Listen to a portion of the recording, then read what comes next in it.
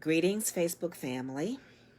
Today is Thursday, April 23rd, and I am pleased to tell you that I will begin the reading of a small little book, which is a treasure in my metaphysical library that many of you may have heard of, and if you haven't, you will know about it now.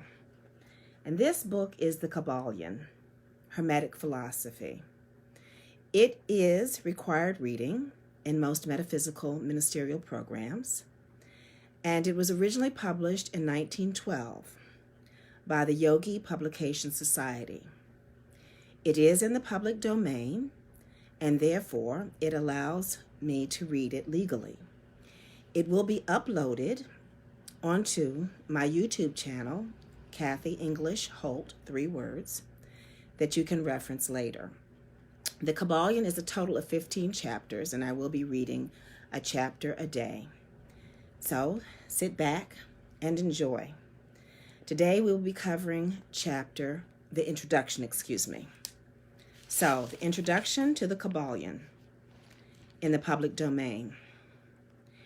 We take great pleasure in presenting to the attention of students and investigators of the secret doctrines this little work based upon the world-old Hermetic teachings. There has been so little written upon this subject, notwithstanding the countless references to the teachings in the many works upon occultism, that the many earnest searchers after the arcane truths will doubtless welcome the appearance of this present volume. The purpose of this work is not the enunciation of any special philosophy or doctrine, but rather is to give to the students a statement of the truth that will serve to reconcile the many hits of occult knowledge that they may have acquired, but which are apparently opposed to each other, and which often serve to discourage and disgust the beginner in the study. Our intent is not to erect a new temple of knowledge, but rather to place in the hands of the student a master key with which he may open the many inner doors in the temple of mystery through the main portals he has already entered.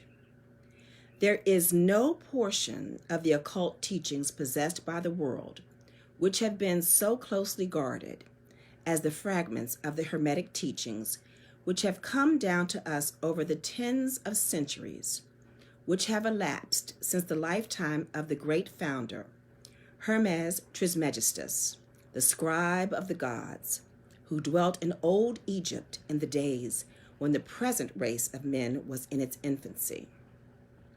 Contemporary with Abraham, and if the legends be true, an instructor of that venerable sage, Hermes was and is the great central sun of occultism, whose rays have served to illumine the countless teachings which have been promulgated since his time.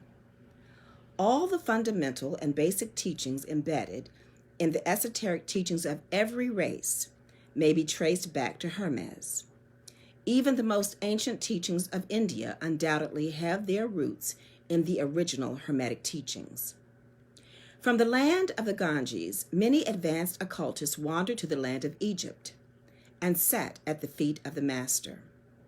From him they obtained the master key, which explained and reconciled their divergent views, and thus the secret doctrine was firmly established. From other lands also came the learned ones, all of whom regarded Hermes as the master of masters, and his influence was so great that in spite of the many wanderings from the path on the part of the centuries of teachers in these different lands, there may still be found a certain basic resemblance and correspondence which underlies the many and often quite divergent theories entertained and taught by the occultists of these different lands today. The student of comparative religions will be able to perceive the influence of the Hermetic teachings in every religion worthy of the name now known to man, whether it be a dead religion or one in full vigor in our own times. there is always a certain correspondence in spite of the contradictory features, and the Hermetic teachings act as the great reconciler. The life work of Hermes seems to have been in the direction of planting the great seed truth, which has grown and blossomed in so many strange forms, rather than to establish a school of philosophy which would dominate the world's thought. But nevertheless, the original truths taught by him have been kept intact in their original purity by a few men in each age, who, refusing great numbers of half-developed students and followers, followed the Hermetic custom and reserved their truth for the few who were ready to comprehend and master it. From lip to ear, the truth has been handed down among the few. There have always been a few initiates in each generation in the various lands of the earth who kept alive the sacred flame of the Hermetic teachings, and such have always been willing to use their lamps to relight the lesser lamps of the outside world when the light of truth grew dim and clouded by reason of neglect, and when the wicks became clogged with foreign matter. There were always a few to tend faithfully the altar of the truth, upon which was kept alight the perpetual lamp of wisdom. These men devoted their lives to the labor of love, which the poet has so well stated in his lines, "Oh, let not the flame die out, cherished age after age in its dark cavern, in its holy temples cherished, fed by pure ministers of love, let not the flame die out." These men have never sought popular approval nor numbers of followers. They are indifferent to these things, for they know how few there are in each generation who are ready for the truth, or who would recognize it if it were presented to them. They reserve the strong meat for men, while others furnish the milk for babes. They reserve their pearls of wisdom for the few, elect who recognize their value and who wear them in their crowns instead of casting them before the materialistic vulgar swine who would trample them in the mud and mix them with their disgusting mental food. But still, these men have never forgotten or overlooked the original teachings of Hermes regarding the passing on of the words of truth to those ready to receive it, which teaching is stated in the Kybalion as follows: "Where fall the footsteps of the master, the ears of those ready for his teaching open wide." And again, "When the ears of the student are ready to hear, then cometh the lips to fill them with wisdom." But their customary attitude has always been strictly in accordance with the other Hermetic aphorism, also in the Kybalion: "The lips of wisdom are closed, except to the ears of understanding." There are those who have criticized this attitude of the Hermeticists and who have claimed that they did not manifest the proper spirit in their policy of seclusion and reticence. But a moment's glance back over the pages of history will show the wisdom of the masters, who knew the folly of attempting to teach to the world that which it was neither ready or willing to receive. The Hermetists have never sought to be martyrs, and have instead sat silently aside with a pitying smile on their closed lips, while the heathen raged noisily about them, in their customary amusement of putting to death and torture the honest but misguided enthusiasts who imagines that they could force upon a race of barbarians the truth, capable of being only understood by the elect who advanced along the path. And the spirit of persecution has not as yet died out in the land. There are certain Hermetic teachings which, if publicly promulgated, would bring down upon the teachers a great cry of scorn and revilement from the multitude, who would again raise the cry, "Crucify, crucify." In this little work, we have endeavored to give you an idea of the fundamental teachings of the Kybalion, striving to give you the working principles, leaving you to apply them to yourself rather than attempting to work out the teaching in detail. If you are a true student, you will be able to work out and apply these principles. If not, then you must develop yourself into one. For otherwise, the Hermetic teachings will be as words, words, words to you. The three initiates. I will now read chapter 1 of the Kybalion in the public domain.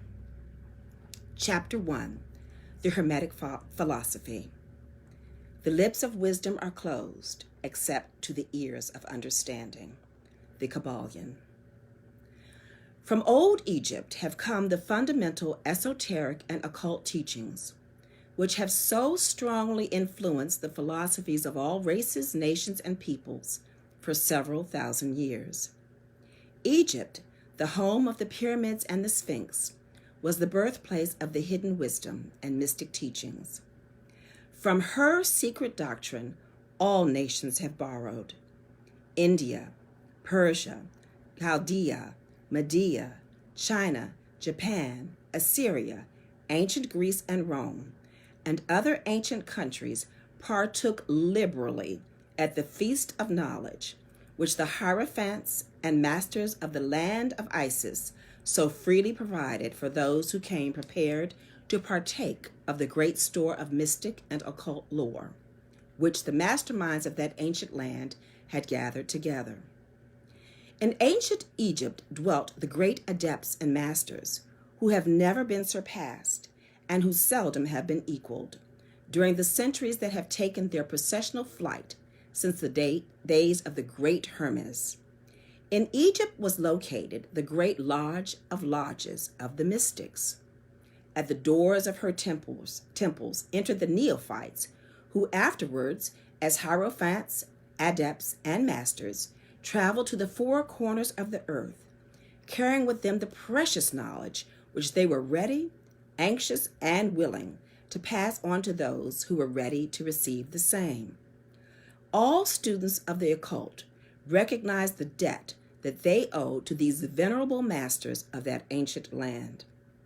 But among these great masters of ancient Egypt, there once dwelt one of whom masters hailed as the Master of Masters. This man, if man indeed he was, dwelt in Egypt in the earliest days. He was known as Hermes Trismegistus. He was the father of the occult wisdom, the founder of astrology, the discoverer of alchemy. The details of his life story are lost to history, owing to the lapse of years, though several of the ancient countries disputed with each other in their claims to the honor of having furnished his birthplace, and this thousands of years ago. The date of his sojourn in Egypt, in that his last incarnation on this planet, is not now known, but it has been fixed at the earliest days of the oldest dynasties of Egypt, long before the days of Moses. The best authorities regard him as a contemporary of Abraham, and some of the Jewish traditions go so far as to claim that Abraham acquired a portion of his mystic knowledge from Hermes himself.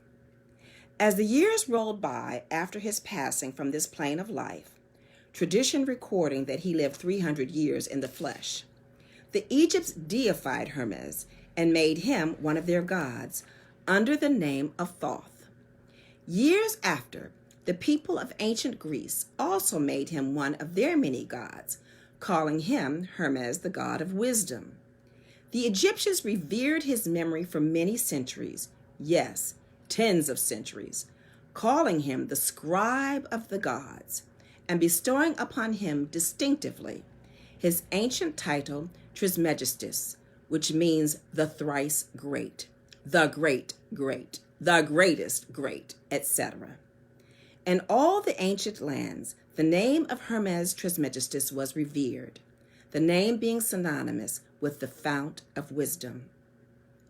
Even to this day, we use the term Hermetic in the sense of secret, sealed, so that nothing can escape, etc. And this by reason of the fact that the followers of Hermes always observed the principle of secrecy in their teachings. They did not believe in casting pearls before swine, but rather held to the teaching, milk for babes, meat for strong men. both of which maxims are familiar to readers of the Christian scriptures, but both of which had been used by the Egyptians for centuries before the Christian era. And this policy of careful dissemination of the truth has always characterized the Hermetics even unto this present day.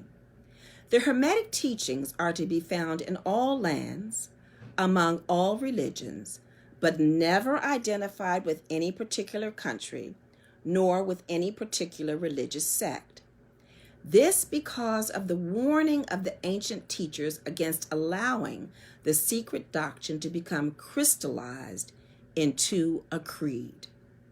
The wisdom of this caution is apparent to all students of history. The ancient occultism of India and Persia degenerated and was largely lost owing to the fact that the teachers became priests and so mixed theology with the philosophy, the result being that the occultism of India and Persia has been gradually lost amidst the mass of religious superstition, cults, creeds, and gods. So it was with ancient Greece and Rome.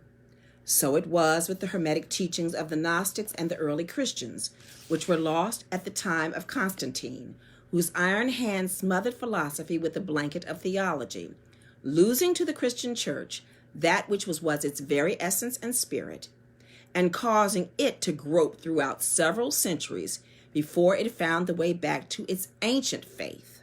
The indications apparent to all careful observers in this 20th century being that the church is now struggling to get back to its ancient mystic teachings.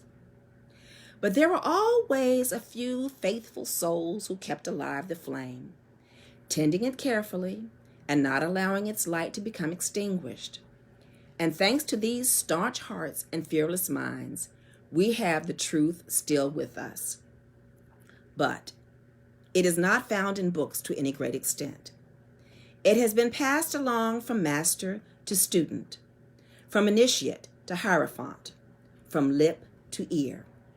When it was written down at all, its meaning was veiled in terms of alchemy and astrology, so that only those possessing the key could read it aright.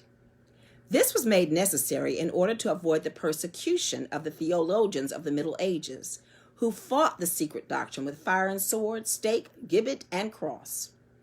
Even to this day, there will be found but few reliable books on the Hermetic philosophy, although there are countless references to it in many books written on various phases of occultism. And yet, the Hermetic philosophy is the only master key which will open up all the doors of the occult teachings. In the early days, there was a compilation of certain basic Hermetic doctrines passed on from teacher to students, which was known as the Kybalion, the exact significance and meaning of the term having been lost for several centuries. This teaching, however, is known to many to whom it has descended from mouth to ear on and on throughout the centuries. Its precepts have never been written down or printed so far as we know. It was merely a collection of maxims, axioms, and precepts, which were non-understandable to outsiders, which were readily understood by students after the axioms, maxims, and precepts had been explained and exemplified by the Hermetic initiates to their neophytes. These teachings rarely constituted the basic principle of the art of Hermetic alchemy, which, contrary to the general belief, dealt in the mastery of mental forces rather than material elements, the transmutation of one kind of mental vibrations into others, instead of the changing of one kind of metal into another.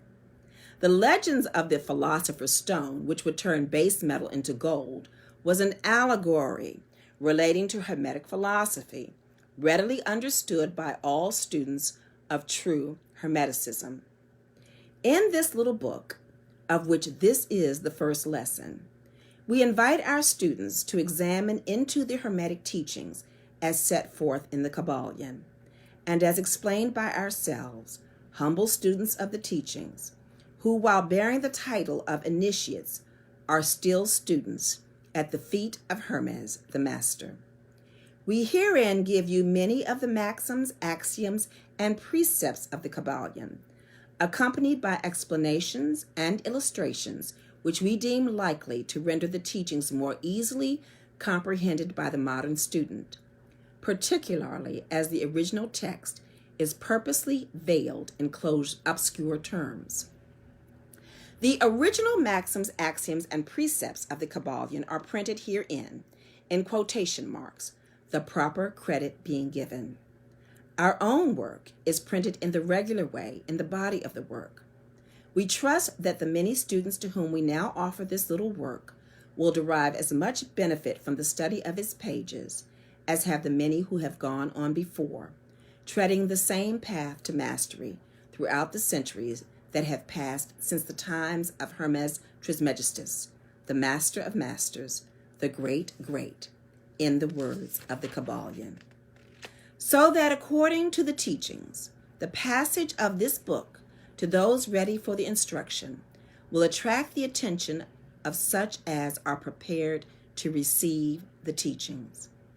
And likewise, when the pupil is ready to receive the truth, then will this little book come to him or her.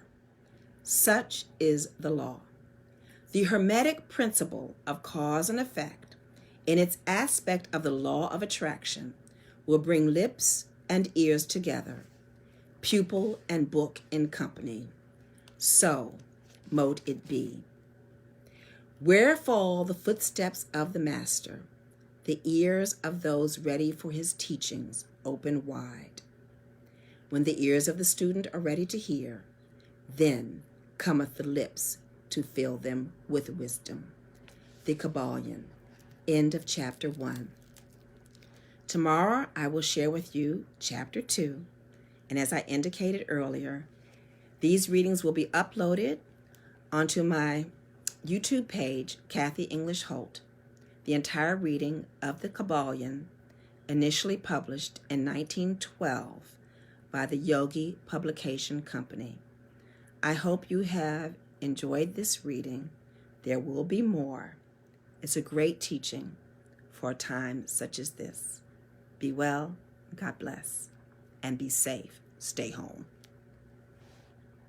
Thank you for sharing.